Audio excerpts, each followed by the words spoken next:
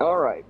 So there has been a question that has divided houses, pitted brother against brother, and annoyed biologists and zookeepers for about the past 10, 15 years.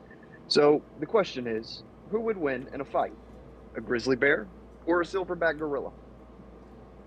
So if you would mind going on to the next slide for me, we have a small description of their base stats where you I see. sorry, don't interrupt. I can't see anything on the Discord, not unless on the stream. Oh That's yeah, my bad. it's I was on only the screen. streaming. Sorry. One sec. I will fix that. Yeah, I can see it on the YouTube stream. It's just gonna have a delay. No. Hold up, Jack. Share my screen. Share that. There we go. Thank you. So as you can see, they're roughly comparable in just about everything. So they're both very powerful, very large animals that dominate their local ecosystem for the most part. So on the next slide, we have a further breakdown of their, what's the word?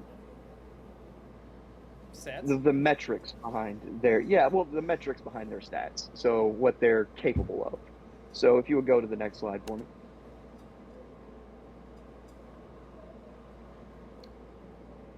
Are we there? Yep. Oh, okay. Okay, Jack, if you watch sorry, on, if you watch on fine. Discord, then you'll be in real time with everyone else. Yep, there we go. Okay. So as you can see, their abilities and skills. Or wait, I think this is I think we went ahead a slide too far. Okay. Yep, there we go. That's the one we're looking for. Okay, so height and weight of the average gorilla bear, as you can, average gorilla versus the average grizzly bear. So the average gorilla comes in at about 5'6", 5'6" tall, and about 441 pounds or 200 kilograms for our non-American viewers. They're so short. Yeah, that was nice. And they're my height.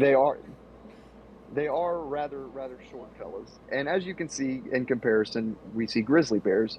They can average between 3 to 10 feet tall, standing not at their shoulders, admittedly, like standing on all fours to their shoulders. This is on their hind legs. Now, grizzly bears can range between 3 to 10 feet. And they also weigh upwards of 180 to 1,800 pounds, or 81 kilograms to 816 kilograms. So very large walking refrigerators with teeth that want to eat you. Then we see a more comparable metric is their bite force. And it's actually a funny, interesting fact that the reason that gorillas have that funny shaped head is because it gives their jaw muscles more leverage to hinge on. So it gives them a stronger bite force than, say, a grizzly bear that has a more forward, flat skull that doesn't give the jaw as much leverage to hinge on. So they have a slightly weaker bite force at only 1,200 psi as compared to the gorilla's 1,300. So, and the fact that I thought was the most interesting and alarming possibly to you guys who aren't animal nerds like myself. So the top speed of a gorilla running at full tilt, it can reach 25 miles per hour or 40 kilometers an hour. You know, that's pretty damn fast. That's faster than Usain Bolt, who I believe is recorded at topping out at about 24 miles per hour, if memory serves. Oh, and that's in like peak conditions too, with like environment and everything else. Yeah, in peak form, peak physical form, and track conditions with equipment, still barely underneath what a gorilla can reach. But then you look at the grizzly bear. These fucking furry refrigerators that smell like death can reach upwards of 35 miles an hour or 56.3 kilometers an hour. So if you're going the speed limit in a school zone, a grizzly bear could hypothetically run you down. In a school zone. But they have to abide by the school zone signs. They surely grizzly bears can speed in school zones. So how about that? That's a fact. Oh fuck! Oh fuck! See, it's a classic loophole because grizzly bears aren't driving, so the speed limit doesn't apply to them. What if you're riding the grizzly bear? Then you couldn't go that fast. So there was one more here. So oh yeah, grizzly bears, and as a matter of fact, or well, excuse me, I misspoke. Gorillas, and as well as most great apes, are so dense that in terms of like their muscle mass and how much of their sheer weight is just flat out muscle, they are so dense that they cannot swim. They are physically incapable of swimming. If you ever see videos of like chimpanzees or gorillas or most great apes outside of like orangutans going near bodies of water, they completely fucking avoid them because they cannot swim. So if you look alternatively at grizzly bears, they can swim. In fact, they swim fairly regularly, and they're pretty good at it. Not only that, but they can also climb trees. So, you know, there's nowhere you can run, there's nowhere you can hide. These things can smell you from 10 miles away, and they can run you down at 35 miles an hour. You know, it's not looking good for the gorilla so far. But if you would move on to the next slide for me. So we have a breakdown of their abilities and skills, you know, and, you know, me being the former Pokemon player as a child, I had to kind of format it that way. So the gorilla's special move is Ape Rush, where it basically runs at whatever it intends to harm and flails its arms and uses its sheer weight and muscle to bully a typically smaller opponent. I love this. It's so not much. very... It leaves them open to harm from most predators and is not a reliable defense mechanism, and is why you see most gorillas adopt tactics like their chest beating or standing up and making loud noises, huffing and puffing. They're intimidating. Jack. Did you just literally beat your chest while on a Yeah. voice call Yeah. with all of us? Yeah, yeah, you know it, man. He's got You those ever- sound you ever see effects gorillas- right in here. Yeah, you ever see gorillas like cup their hands and slap their chest? It makes the funniest noise, dude. It's like It's not Gorillas the are big great, thick man. drum beat that everyone thinks it is. No, it's like a high pitched like pop sound. It's hilarious. Like and like gorillas, they're so funny, dude. Like the higher pitched and louder that this like pop noise is, the more intimidating it is to other gorillas. Like they're fucking hilarious. And this is just well, actually, you know, I was gonna go ahead and spoil this, but this is a fact I wanted to say for later on. So actually, I'm gonna wait to say Okay. that. But yeah, so in terms of their ability, gorillas, as I mentioned earlier, are the most powerful great ape, incredibly dense in terms of muscle mass, and they tend to prefer outright or intimidation over outright violence. And that's when they engage in the displays of aggression, like slapping their chest or huffing and puffing, so on and so forth. So if you see grizzly bears, their side, their go-to move is typically a paw swipe. Now, this attack has gone on record. There have been countless eyewitness reports and like recovered skeletal evidence of grizzly bears taking out moose and other large megafauna with a simple swipe of the paw, like crippling them and leaving them vulnerable to further harm. So grizzly bears are able to utilize their sheer weight as well as the giant dagger-sized claws that they have on their hands in order to basically one-shot kill large animals like moose. In addition to that, brown bears also possess, brown and grizzly bears, which this is one point I meant to actually mention earlier and probably should have, but brown bears are a very diverse species or subspecies of bear. They range from southwest North America to Eurasia, like Eastern Europe. They have an incredibly wide range. So as a result, they are an incredibly diverse species. So you have species like the Kodiak bear in northwestern North America, like the Patagonia, or not the Patagonia region, Jesus, brain fart, the Columbia region in Northern America with the Pacific Northwest. And then you have the coastal bears that live on the ocean and typically hunt things like salmon, which would be like the largest. And so when people say like brown bear versus gorilla, it's kind of hard to narrow down which exactly they're talking about if you're a well actually guy like myself. So they possess this outer layer of skin that is roughly a half inch thick, depending on the species, but on average, that's the most reliable number I found. And their fur is thick enough to allow them to endure subarctic conditions. Like, they are the northernmost bear species found in the world, outside of polar bears themselves. So, in addition to all that, grizzly bears are fucking tough and so angry that they refuse to die. Because if you know anything about people who have ever hunted bears or encountered bears in the wild, it takes, like, there's nothing short of like a 50 caliber round bullet that will actually take one of these things down. Like, bear mace is called that for a reason. It's chemically stronger than just about any other self-defense chemical weapon you're going to find on the market. Like, there's a reason that it's so strong, and it's because grizzly bears are fucking large and tough to hurt. So if you would go on to the next slide for me. We have common matchups in their relative environments. So on the left, you see an artistic rendition of what happens when a gorilla encounters their most common natural predator outside of us, jaguars. Jaguars are not terribly large big cats, but they are big cats. So they average about 200 pounds, and they can reach upwards of like 4 to 6 feet in length from head to tail.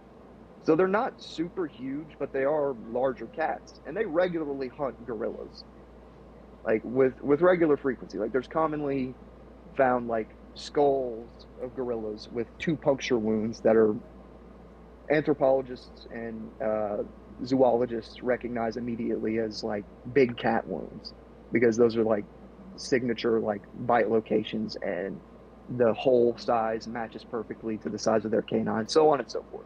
It's common evidence found.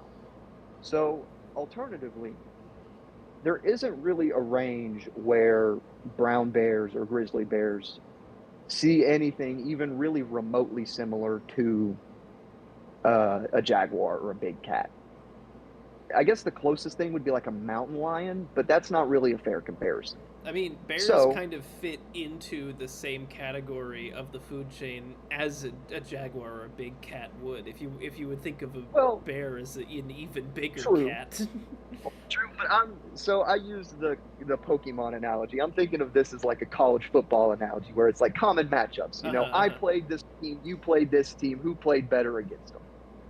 So, as I mentioned, we have not really a big cat species that we can take for brown bears or grizzly bears specifically, but we do have tigers for sloth bears.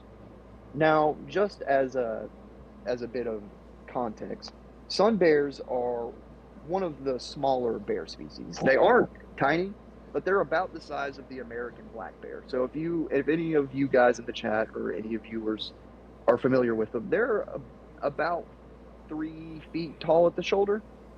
So they're not super large animals. They definitely can kill a man, don't get me wrong. But like black bears in the South are more treated like large raccoons than like actual threats to someone's life. Yeah, it's like a sun bear, I think, is like a steroided up koala bear that wants to eat you. Did I say sun bear? Goodness, I meant sloth bear. I'm just having brain fart after brain fart during this presentation. Swag's going to dock my pay. He's going to lock me in the cellar again. Goodness. Again? No, not the cellar. Pay. Well, now that you've said it, now he has to. Now he has to put me in the cellar. But so back to the whole sloth bear debacle.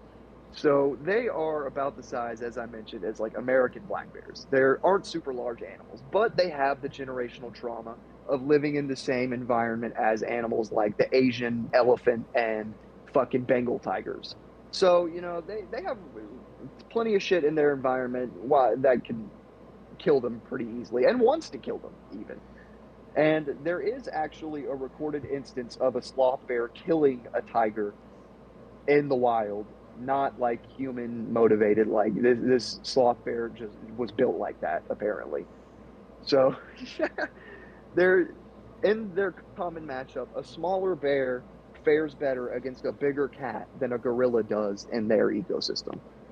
So if you would move on to the next slide for me. Matchup part 2.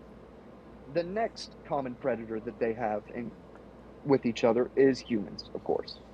So, as you can see, 2 to 3 human deaths per year is greater than the 0 recorded deaths in human history caused by gorillas. Are you sure Gorillas about have, that? in fact, I am 100% positive. There has never in human history been a recorded instance of a gorilla killing a human in the wild. I can't say about captivity. People who shot Harambe that.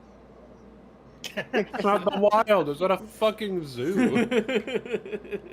Not to dox myself, but gorillas take no prisoners. Yeah, just watch Planet of the Apes. It was a warning. But so yeah, in all the research that I was doing for this, and I wanted to make sure that I wasn't just pulling this out of my ass. Like I made sure to double and triple check. Like I could not find a single recorded instance of a human being killed by a gorilla in the wild. I'm not saying that it's never happened, because I'm sure that it has in some point in human history. You know, we've been around for a few 100,000 years at this point, living alongside gorillas in our natural environment in Africa. Like, I'm sure that it happened once or twice. I think there's something really important you're missing here, and that's that the gorillas didn't leave any survivors to report the deaths. Yeah, no witnesses. Or actually, where my mind went is like Africa might not have, maybe like just as a continent as a whole, might not have the best like means of recording said instances, and those instances then don't get published onto online formats or mediums where you would be researching. I declare you full of shit, because the hippopotamus is pretty easily documented as the most deadly animal to humans, and that is in the same biome. That proves Jack's point even more. Then it does. Yeah, it does. Hippos are wildly aggressive and territorial animals. It's like Colin and I were actually talking about this. Like, we were basically having this exact conversation before the stream started. Be clear, I was joking. No, you're not. Yeah. You're spot on with that. But yeah, so the regular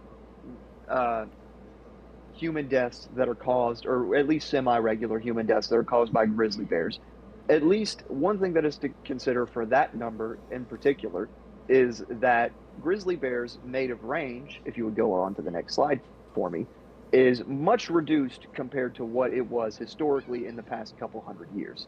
So you'd see, this is just in North America, how their range extended into northern Mexico and even central Mexico, whereas today it's more confined to the Alaska Pacific Northwest region.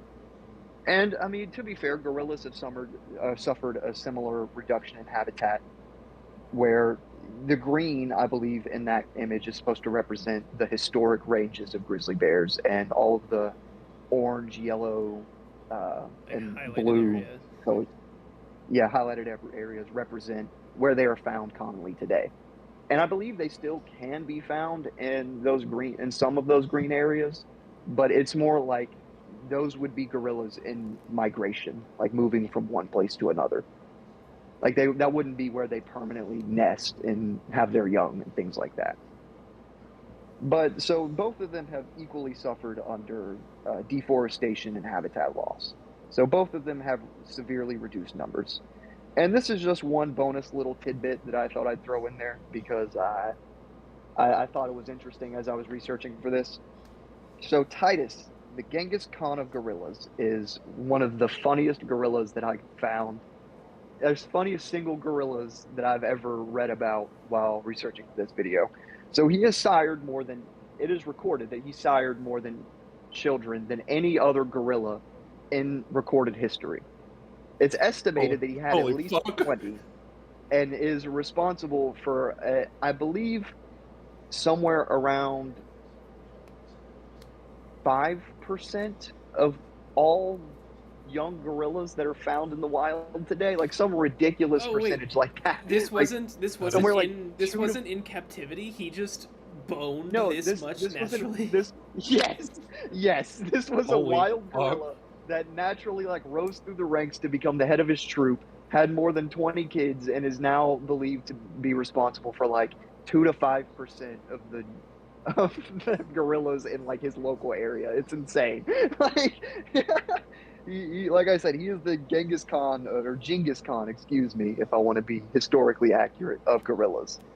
And then we have Clyde the furry refrigerator, the largest grizzly bear ever recorded, weighing in at over 2,100 pounds in 1987. He is the heaviest bear ever recorded that isn't a polar bear.